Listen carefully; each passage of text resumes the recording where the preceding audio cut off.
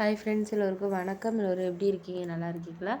இன்றைக்கி அந்த கதையோட அடுத்த பகுதி தான் பார்க்க போகிறோம். அதுக்கு முன்னாடி நீங்கள் செய்ய வேண்டிய விஷயம் என்ன அப்படின்னு கேட்டிங்கன்னா, மறக்காமல் நமது சேனலை சப்ஸ்கிரைப் பண்ணிக்கோங்க. கீழே இருக்க பெல் பட்டனையும் கிளிக் பண்ணுங்கள். அப்போ தான் நான் போடுற வீடியோஸ் எல்லாமே உங்களுக்கு உடனுக்குடனே நோட்டிஃபிகேஷன் வரும். ஸோ மறக்காமல் சேனலை சப்ஸ்கிரைப் பண்ணிவிட்டு வீடியோ பாருங்கள் ஃப்ரெண்ட்ஸ். வாங்க நம்ம கதைக்குள்ளே போகலாம். அதுக்கப்புறம் நான் சில விஷயங்கள் எனக்கு கொஞ்சம் குழப்பமாக தான் இருந்துச்சு. சரி என்னடா இது அப்படிங்கிற மாதிரி.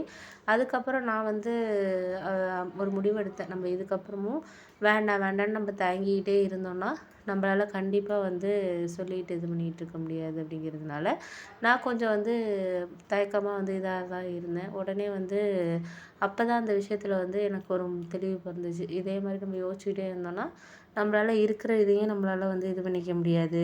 இதுக்கப்புறம் நம்ம இந்த முடிவுலேருந்து நம்ம மாறுறதுக்கு கொஞ்சம் நம்மளுக்கு முடிவு மாற்றிக்கணும் நம்ம அப்படின்னு சொல்லிட்டு அப்புறம் அம்மாட்ட எல்லாத்தையும் சொன்னேன். இது மாதிரின்னா அம்மா சொன்னாங்க, இதுக்காக யோசிக்காதப்பா, கோயம்புத்தூராக இருந்தால் என்ன, நீ போ, அதெல்லாம் பற்றி ஒன்றும் கவலைப்படாத, பணம் நான் உனக்கு செலவுக்கு எல்லாத்துக்கும் நான் தரேன்ப்பா, நீ அதை பற்றி நினச்சிட்டு மனசை போட்டு எதுவும் குழப்பிக்கிட்டு இது பண்ணிகிட்டு இருக்காதப்பா அப்படின்னு சொல்லிட்டு சொன்னோன்னே, இல்லைம்மா எனக்கு இங்கேயே நம்மளுக்கு அந்தளவுக்கு ஒன்றும் ரெஸ்பான்ஸ் இல்லை, இங்கேருந்து இவ்வளோ தூரம் போகணுமா அப்படிங்கிற மாதிரி யோசிச்சோன்னே, அதுக்கு என்னப்பா பண்ணுறது, நம்மளுக்கு ஒரு இடத்துலேருந்து இன்னொரு இடத்துக்கு போய் நம்மளுக்கு ஒரு வருமானத்துக்காக இன்னொரு இடத்துக்கு நம்ம போகணுங்கிற ஒரு சூழ்நிலை வர்றப்ப நம்ம போய் தான்ப்பா ஆகணும். அதெல்லாம் நீ யோசிச்சுக்கிட்டு மனசை நீ எதுவும் போட்டு இது பண்ணிக்காதப்பா, பார்த்துக்கோ அப்படின்னு சொல்லிட்டு சொன்னோன்னே, சரி சரி இதுக்கப்புறம் நீ எனக்கான சில விஷயங்களை நம்மளுக்கு சரியான ஒரு இது பண்ணுறதுக்கு எனக்கு இதுதான் தேவை அப்படிங்கிற மாதிரி தான் எனக்கு தோணுது அப்படின்னோடனே,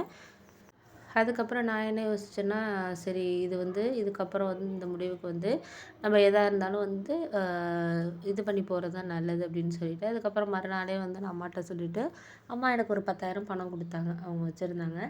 அவங்க சேவிங்ஸ்லேருந்து எடுத்து கொடுத்தாங்க. எடுத்து கொடுத்தோன்னே சரின்னு சொல்லிவிட்டு நானும் ஒரு 10,000 பணம் இது பண்ணேன். அப்போ அந்த சமயத்தில் தான் நான் யோசித்த விஷயம் என்ன அப்படின்னு சொன்னால், சரி இதுக்கப்புறம் நம்ம கிளம்பிடுறது தான் நல்லது அப்படின்னு சொல்லிட்டு அன்றைக்கி நைட்டே ட்ரெயினில் கிளம்பிட்டேன். அந்த அண்ணன் சொன்ன அட்ரஸ்க்கு.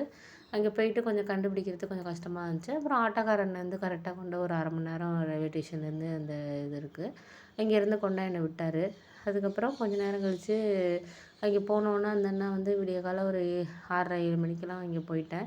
போனதுக்கப்புறம் நான் சொல்லிட்டேன், முத நாளே வரேன்னு சொன்னோன்னே, அவர் எனக்கு டீ எல்லாம் இது பண்ணிவிட்டு அப்போ இது பண்ணார். வீட்டில் குழந்தைங்க யாருமே இல்லைப்பா, எனக்கு வேலை இருக்கிறனால நான் லீவ் போட முடியல. அவங்க அவங்க தம்பி கல்யாணத்துக்காக எல்லாமே அவங்க தான் இப்போ பார்க்குற மாதிரி இருக்குது. ஏன்னா அப்பா கிடையாதுல்ல அவங்களுக்கு. அதனால இவங்களும் அவங்க அம்மா தம்பி கல்யாணத்துக்கு எல்லாம் மெனக்கெட்டு பார்க்குற மாதிரி இருக்குது. அதனால தான் நானும் போய் ஒரு மாதம் நீ கல்யாணம்லாம் இதாகட்டும், நான் கல்யாண டயத்தில் பார்த்துக்கிறேன். ஏன்னா நம்மளுக்கு வேலை முக்கியம்ல, இந்த வேலையை இது பண்ணோன்னா நம்ம அடுத்தடுத்தது கஷ்டமாக இருக்கும் ஃபேமிலி இது பண்ணுறது அப்படின்னோடனே, சரி சரிண்ணே அப்படின்னு சொல்லிட்டு, நீ ஏன்ப்பா அவசரப்பட்டு இது பண்ண அப்படின்னோடனே, என் ஃப்ரெண்டு சொன்னான்ட்டு தானே அவசரப்பட்டு நான் சரி வேலையை அடுத்தது ஒன்று பார்க்காமே நான் அதை விட்டுட்டு வந்தது என்னோட தப்புண்ணே. எனக்கு அது இப்போ தான் எனக்கு புரியுது அப்படின்னு சொல்லிட்டு இது பண்ணோன்னே, சரி சரிப்பா, நீ ஒன்றும் கவலைப்படாததை நினச்சி ஒன்றும் ஃபீல் பண்ணிக்கிட்டு இருக்காத, அதெல்லாம் நினச்சி ஃபீல் பண்ண வேண்டிய அவசியம் உனக்கு கிடையாது, நம்ம பார்த்துக்கலாம் இதுக்கப்புறம் என்ன நடக்குது அப்படின்னு சொல்லிட்டு அப்படின்னோடனே, சரி சரி அப்படின்னு சொல்லிட்டு, அதுக்கப்புறம் நீ போய் ஃபஸ்ட்டு குளிச்சுட்டு கொஞ்சம் இது பண்ணி ரெஸ்ட் எடுப்பா, நானும் ஆஃபீஸ்க்கு போயிட்டு எப்படியும் மத்தியானம் வந்துடுவேன். இன்றைக்கி கொஞ்சம் வேலை கம்மி தான், நான் 1 மணிக்கெல்லாம் வந்துடுவேன். காலைல டிஃபன் எல்லாமே உனக்கு ரெடி பண்ணி வச்சுருக்கேன், நீ சாப்பிட்டுட்டு இரு, மத்தியானம் நான் சாப்பாடு ஹோட்டலில் உனக்கு வாங்கிட்டு வரேன்ப்பா அப்படின்னு சொல்லிட்டு கிளம்பிட்டாரு. எனக்கு இருந்தாலும் புது இடமா இருக்கிறனால அந்தளவுக்கு தூக்கம் இல்லை. இருந்தாலும் ஒரு 1 ஹவர் தான் படுத்து தூங்கினேன். தூங்கிட்டு அப்படியே கொஞ்சம் நடந்து பக்கத்துலலாம் போனேன். பக்கத்தில் நிறைய கம்பெனிஸும் இருந்துச்சு. அந்த அண்ணன் கொஞ்சம் கம்பெனிக்கு ஒரு 10 நிமிஷம் போகிற அளவில் தான் வீடெல்லாம் பார்த்துருந்தாங்க. ஏன்னா ரொம்ப பிள்ளைங்கலாம் இருக்கிறதுனால ஏதாச்சும் ஒரு அர்ஜென்ட்னா ஒடியாரணும் பண்ணணும் அப்படிங்கிறதுக்காக பக்கத்துலேயே தான் வீடெல்லாம் பார்த்துருந்தாரு. ஓரளவு வீடெல்லாம் பார்த்துருந்துட்டு ஓரளவு பரவாயில்ல, நல்ல வீடாக இருந்துச்சு. 6,000 வாடகை அப்படிங்கிற மாதிரி சொன்னாங்க. 6,000த்துக்கு ஓரளவு பரவாயில்ல, தனி வீடாக இருந்துச்சு. ஓரளவு நல்ல வசதி எல்லாமே இருந்துச்சு. 2 ரூமு எல்லாமே வசதி எல்லாமே இருந்துச்சு. மேலேயும் ஒரு ரூம் யாராச்சும் கெஸ்ட்டு வந்தால் தங்குற அளவுக்கு நல்ல ஓரளவு வசதியான ஒரு இதாக தான் இருந்துச்சு.